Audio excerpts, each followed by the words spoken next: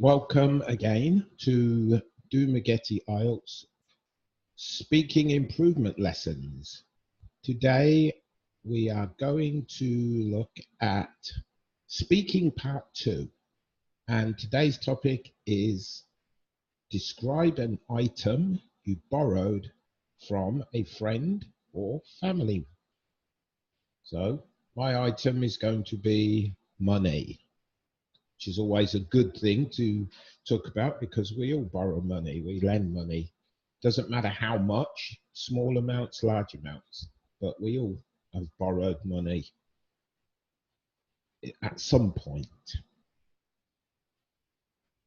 So you should say what it was, when you borrowed it, who you borrowed it from, what you did with it, and why you borrowed it.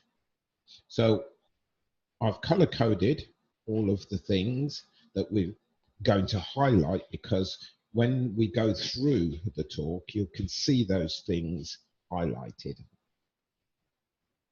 So this is how you should prepare your notes. So when you're practicing, even before you're doing simulations, you should actually go through a list of things, find a recent list of part 2 topics, go through the list and decide what you're going to talk about. Don't wait until you're practicing. It will take you 20-30 minutes to go through between 10 and 15 topics. Prepare what you're going to say. Then, once you know what you're going to talk about, then you can start thinking of the ideas for what you're going to include. So this is how you should prepare. So after you decide what you're going to talk about, you write some notes.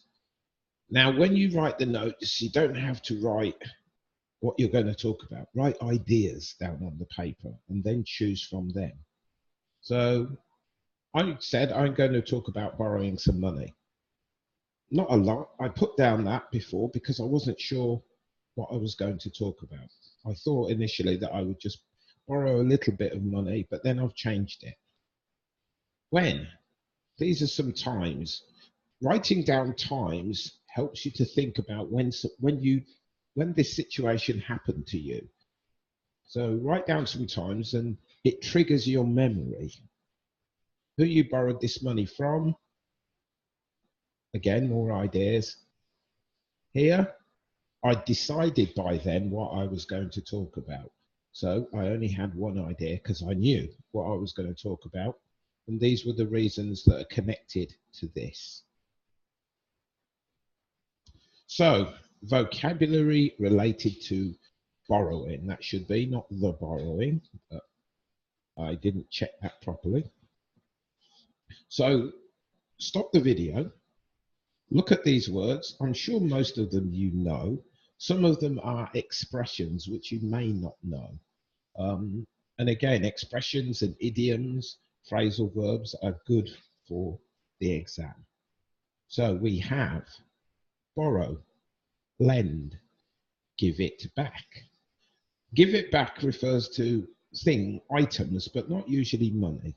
When we're talking about money, we say the one below, pay it back, because you pay money. To help someone out, to go into a panic, to be short of money.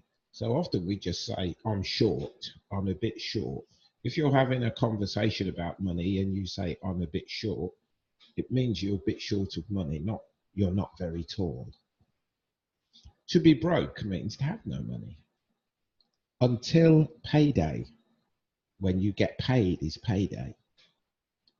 Save someone's life or a lifesaver. The action is to save someone's life, and we call someone who does this a lifesaver. You're a real lifesaver. This means you've saved my life. Not literally, you've helped me in this situation, which hypothetically has saved my life. But we know it hasn't actually done that. But it's an expression that's very common. Okay, so let's talk about our story, because it's kind of like, it is a story basically, because you're talking about something that's happened to you. So it is effectively a story. So for certain things, you should try and treat it like a story.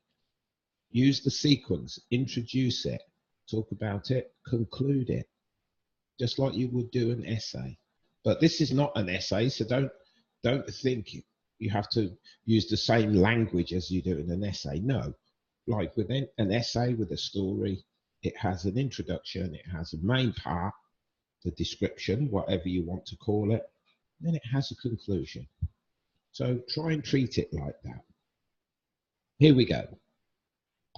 About 6 months ago, I was in the middle of a project for my company and I was using my laptop for work, as the company did not provide one.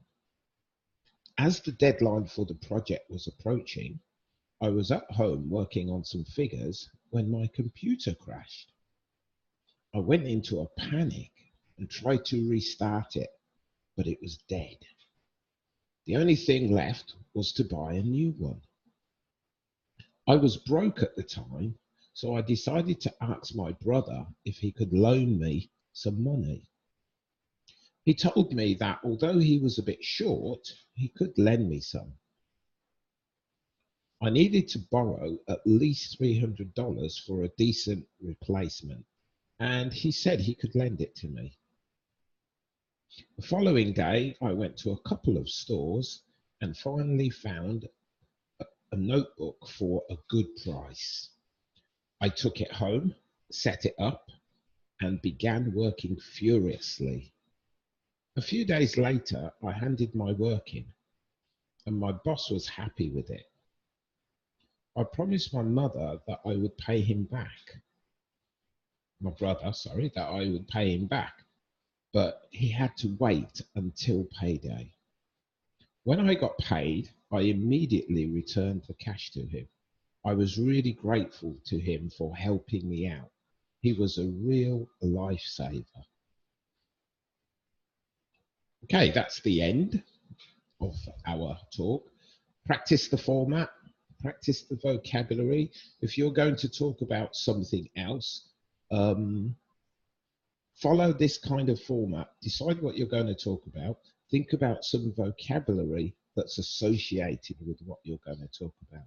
Remember, adjectives describing things are quite important in part two, because the examiner wants to hear how you talk about something.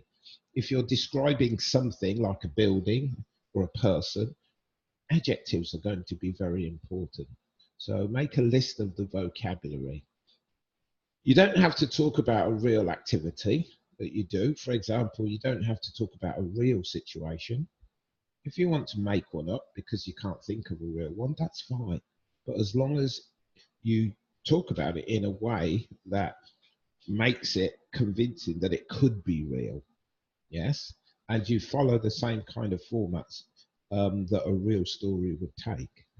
So anyway, there will be plenty more of these videos to follow. So I would like you to subscribe to the channel if you like these videos, and tell your friends, and hopefully we can make some more in order to help you pass your speaking. Thank you very much.